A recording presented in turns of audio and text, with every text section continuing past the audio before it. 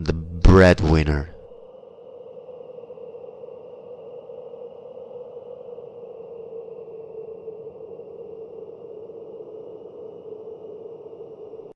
Breadwinner. Thick, heavy snow fell continuously from the sky, blanketing everything in sight. Occasionally, sleet stung the face of anyone outdoors in the wee hours of a freezing November evening.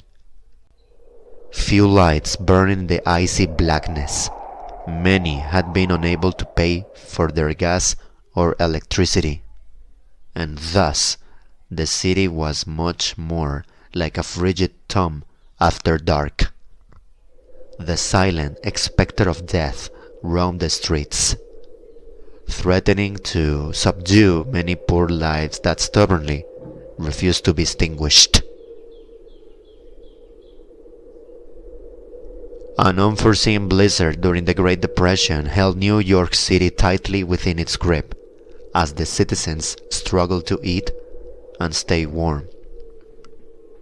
To see the great city during this period in history, one would have believed that it were entirely abandoned.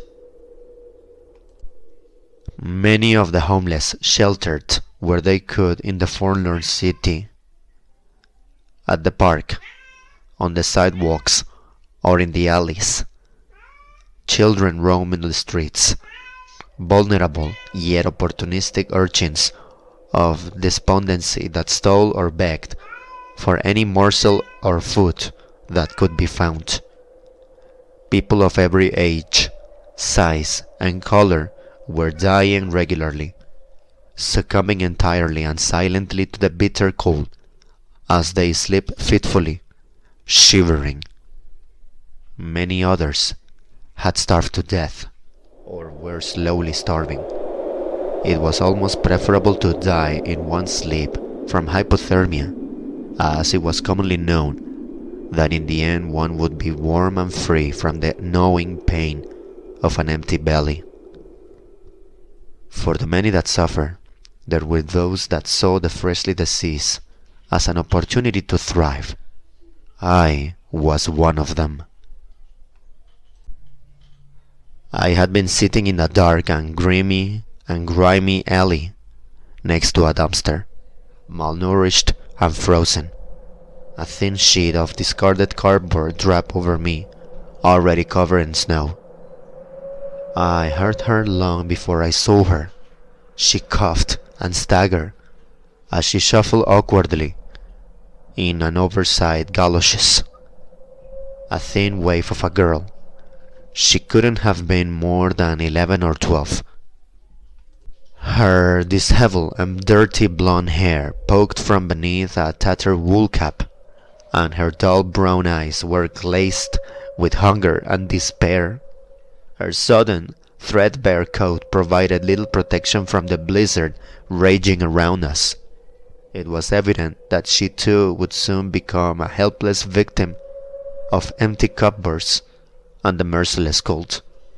As she drew nearer, I remained motionless, anticipating.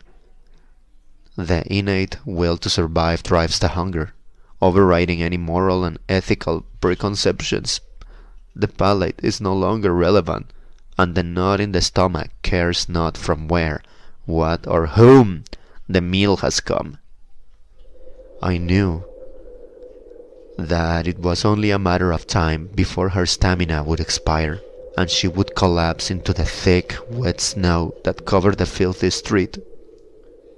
She drew closer still, paused, and fell directly into my lap.